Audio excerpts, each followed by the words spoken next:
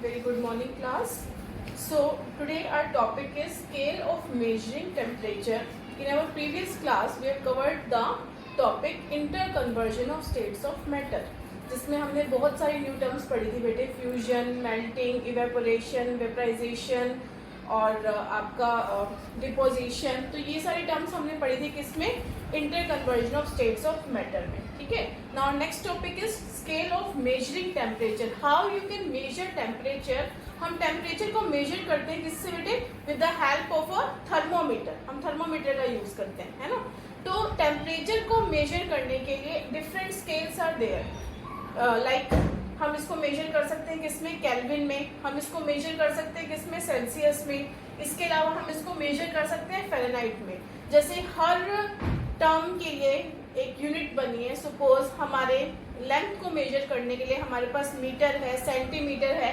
Similarly हमारे पास temperature को major करने के लिए केल्विन है, सेल्सियस है और फ़ारेनहाइट है. तो there are 3 scales of measuring temperature which are as follows. First we will do kelvin to celsius. अगर हमें केल्विन स्केल में हम मेजर कर रहे हैं किसी भी टेम्परेचर को. सपोज अगर हमें टेम्परेचर दे दिया गया मैम सेल्सियस में दिया गया हुआ है, लेकिन हमें किस में चाहिए उसको, केल्विन में. तो एक टेम्परेचर को हमें कन्वर्ट करना है किससे, सेल्सियस से केल्विन में. सेल्सियस से किस में जाना है, केल्विन में. हमें किस में कन्वर्ट करना है, उसको केल्विन में कन्वर्ट करना है. तो हम क्या करेंगे, we will add plus 273.1 degree celsius. It is what basically, that is equal to 0 degree celsius is equal to 273.16 kelvin. हम इसको शॉर्ट करके 273 केल्विन भी ले लेते हैं राउंड ऑफ करके. तो basically 0 degree celsius is equal to 273 kelvin. तो हम किसी भी सेल्सियस स्केल में ऐड करते हैं किसको, 273 केल्विन को. ठीक है. So in this case we will do Kelvin. So when we convert temperature from Celsius to Kelvin, यानी कि हमें जब किसमें जाना है बेसिकली बेटे, जब हमें C से K में जाना है, C से K में जाना है तो हमें एडिशन करना होता है किसका, 273 डिग्री. आपका बेसिकली 273 टेम्परेचर को हमें क्या करना है, उसके अंदर ऐड करना है इस फिगर को. क्यों, क्योंकि 0 degree celsius is equal to 273 kelvin. तो हमें सेल्सियस से केल्विन में जाने के लिए इस डिजिट को ऐड करना पड़ेगा. हम इसको राउंड ऑफ करके ले लेते हैं फिगर 273. अब अगर हमें टेम्परेचर सेल्सियस में चाहिए तो हम क्या करेंगे, और हमें दिया हुआ है किसमें, केल्विन में. केल्विन से सेल्सियस. अब हमें पता है कि 10 डिग्री ऑलरेडी किसके इक्वल है, 273 केल्विन. और हमें टेम्परेचर दे रखा है केल्विन में, हमें चाहिए सेल्सियस में. तो हमें उसमें से क्या माइनस करना पड़ेगा, वही सेम फिगर 273. तो हमारे पास क्या आ जाएगा, किसमें आ जाएगा, टेम्परेचर डिग्री सेल्सियस में. Similarly, temperature on Fahrenheit scale, temperature Fahrenheit scale, Fahrenheit is also another scale to measure the temperature. So इसके लिए हम क्या करते हैं, 9/5 डिग्री सेल्सियस. एक से फॉर्मूला बेसिकली, ये फॉर्मूला फॉर्म में हमारे पास है. जब हम 9/5 इन जो भी सेल्सियस में टेम्परेचर दे रखा है उसको हम यहाँ पुट करेंगे प्लस 32. तो हमारे पास टेम्परेचर किस में कन्वर्ट हो जाएगा, डिग्री फ़ारेनहाइट में.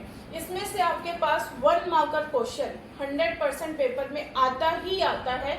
हमें दे रखा होता है टेम्परेचर. फ़ारेनहाइट का बेसिकली नहीं आता पेपर में. ज़्यादातर क्वेश्चन किससे आते हैं, सेल्सियस और केल्विन के, क्योंकि ज़्यादातर स्केल भी हमारे सेल्सियस और केल्विन ही यूज होते हैं. अगर आप हायर स्टडीज में जाएंगे, अगर आप साइंसेस चूज करते हैं 11th-12th में, तो हमारा जनरली सेल्सियस और केल्विन टेम्परेचर यूज होता है. दैट्स वाई पेपर में भी किससे क्वेश्चन आएगा, केल्विन और सेल्सियस से.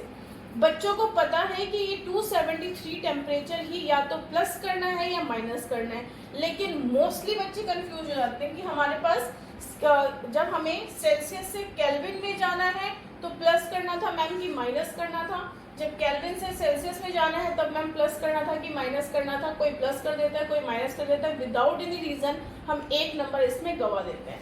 अब इसको याद करने की छोटी सी ट्रिक है. अगर आप देखो C2K, हमें किस में जाना है, हमारे को टेम्परेचर दिया गया है किसमें, सेल्सियस में. हमें किस में चाहिए टेम्परेचर, केल्विन में. यानी कि हमें C2K जाना है. आपको पता होगा कि CK एक ब्रांड का नाम है ना, क्या नाम है उसका, kelvin clean. It's a brand basically. तो हमें CK सबसे महंगी ब्रांड है ना, इट इज़ वेरी कॉस्टली. इसको इसमें जाने के लिए हमें बहुत पैसे खर्च करने पड़ेंगे. तो उतना पॉजिटिव अमाउंट हमारे पास होना चाहिए उसको खर्च करने के लिए. तो यानी कि हमारी जेब में कुछ ना कुछ क्या होना चाहिए, अमाउंट होना चाहिए अगर हमें सी के ब्रांड से कुछ भी खरीदना है। तो इसलिए अगर हमें सी से के में जाना है, आप कुछ भी इसमें ट्रिक अपना मतलब एक लॉजिक लेके चल लो या विदाउट एनी लॉजिक कुछ भी, हमें सिर्फ ये थोड़ा सा ट्रिक ध्यान रखने के लिए कि हमें सी से के में जाने के लिए क्या करना है, पैसा खर्च करना है। उसके लिए हमारे पास कुछ पैसा जमा होना चाहिए, तभी हम खर्च कर पाएंगे। तो हमें क्या करना है, सी से के में जाने के लिए प्लस करना है। उल्टा के से सी में अगर जाना है तो ऑब्वियसली क्या करना होगा, माइनस। ठीक है, तो सी के यानी कि सेल्सियस से अगर केल्विन में जाना है, सेल्सियस से अगर केल्विन में जाना है तो प्लस करेंगे हम क्या, 273। अगर केल्विन से वापस सेल्सियस में आना है तो माइनस करेंगे अगेन क्या, 273। Clear. Now our next topic is, पहले इसके हमें दो एग्जांपल मैं आपको देती हूँ। और अब हमारे पास दो एग्जांपल हैं। ये आपको दिया गया है कि 200 डिग्री सेल्सियस दिया हुआ है, आपको कन्वर्ट करना है टेम्परेचर किसमें, केल्विन में। सी से के, सी के में जाना है हमने। ठीक है, तो हमने क्या, मैंने आपको क्या सिखाया था, सी से के में जाने के लिए हमने क्या करना है, प्लस। तो यानी इस 200 में हम क्या प्लस करेंगे बेटे, 273। आप राउंड ऑफ करके लेना, 0.116 it's your wish. If you want to write you can write, otherwise आप इसको सिंपली 273 लिख के भी छोड़ दोगे तो भी आपको मार्क्स मिलेंगे। तो इट विल बिकम 473.16 और you can write 473 kelvin. Clear. Now अब अगर हमें क्वेश्चन आता है पेपर में कि convert the temperature 450 kelvin to celsius. अब हमें उल्टा जाना है, के टू सी उल्टा जाना है, तो हम क्या करेंगे, इसमें माइनस करेंगे। जब हमें माइनस करना है तो हमें क्या माइनस करना है, 450 में से अगेन 273 हम माइनस करेंगे। और यू कैन राइट इसमें आप क्या लिख सकते हो, 0.16 लगा सकते हो, अब आपकी मर्जी है। ठीक है, तो इसमें हमारे पास क्या टेम्परेचर आ जाएगा, आप माइनस करके देख लो, 450 minus 273 it will become 177 degree kelvin, sorry celsius, हमें सेल्सियस में जाना था ना। ठीक है, now our next topic is latent heat, that is very very important. So next topic is latent heat. Latent का मतलब क्या होता है बेटे, इट इज हिडन। ठीक है, लेटेंट का मतलब क्या है, हिडन मतलब छुपा हुआ, छुपी हुई हीट। वो हीट एनर्जी बेसिकली जो हम सप्लाई करते हैं किसके लिए, किसी भी स्टेट ऑफ मैटर को उसकी दूसरी स्टेट में कन्वर्ट करने के लिए। Suppose we are converting a substance from solid to liquid to gas, उस टाइम पे एक स्टेट से दूसरे स्टेट में कन्वर्ट करने के लिए जो हमने हीट एनर्जी सप्लाई करी उसको हम क्या बोलेंगे, लेटेंट हीट। ठीक है, इसको हमने हिडन हीट क्यों नाम दिया, क्योंकि जब भी हम लेटेंट हीट सप्लाई कर रहे हैं, कोई भी हीट एनर्जी सप्लाई कर रहे हैं एक स्टेट से दूसरे स्टेट में आने के लिए, कभी भी टेम्परेचर रेज नहीं होता, डजंट रेज द टेम्परेचर। ठीक है, इस केस में टेम्परेचर रेज नहीं होता, बट स्टिल इट इज, ये क्या करती है, सिर्फ एक स्टेट ऑफ सब्सटेंस को चेंज करती है। सपोज अभी मैंने आपको एग्जांपल दिया, सॉलिड से लिक्विड कर देगी या लिक्विड से गैस कर देगी, उस कन्वर्जन के लिए जरूरी है हमारी क्या, लेटेंट हीट। उसको हम क्या बोलते हैं, हिडन हीट, वो छुपी हुई। इसको हम बेटर तरीके से समझेंगे, ये बहुत इंपॉर्टेंट टॉपिक है, जरूर आएगा पेपर में, 100% इसके क्वेश्चन आते ही आते हैं। ठीक है, लेटेंट हीट हमारी दो तरीके की होती है, एक होती है हमारी लेटेंट हीट ऑफ वेपराइजेशन, एक होता है हमारा latent heat of fusion. latent heat of two types, latent heat of fusion and latent heat of vaporization। ठीक है, आपने फ्यूजन भी पढ़ा है, आपने वेपराइजेशन भी पढ़ा है। आपने फ्यूजन में क्या पढ़ा है, बेसिकली इस केस में एक सॉलिड चेंज होता है, किसमें, सॉलिड कन्वर्ट होता है किसमें, फ्यूज होके या मेल्ट होके कन्वर्ट होता है किसमें, एक लिक्विड में। ठीक है, यहाँ पर वेपराइजेशन में हमने क्या पढ़ा है कि मैम एक लिक्विड कन्वर्ट होता है किसमें, गैस में। ये हमने पढ़ा है वेपराइजेशन के बारे में, ये हमने पढ़ा है फ्यूजन के बारे में। अब यहाँ पर ये लेटेंट हीट हमें क्या समझाना चाह रही है, हम एक एक्सपेरिमेंट करते हैं लैब में, आइस लेते हैं और उस आइस को के अंदर हम लगाते हैं थर्मोमीटर, ठीक है।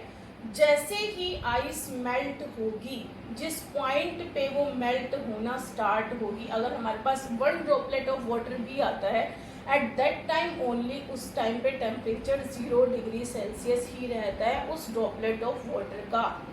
क्लियर? मैं क्या बता रही हूँ आपको, यहाँ पर आइस का भी टेम्परेचर हमारे पास कितना था, 0 डिग्री सेल्सियस।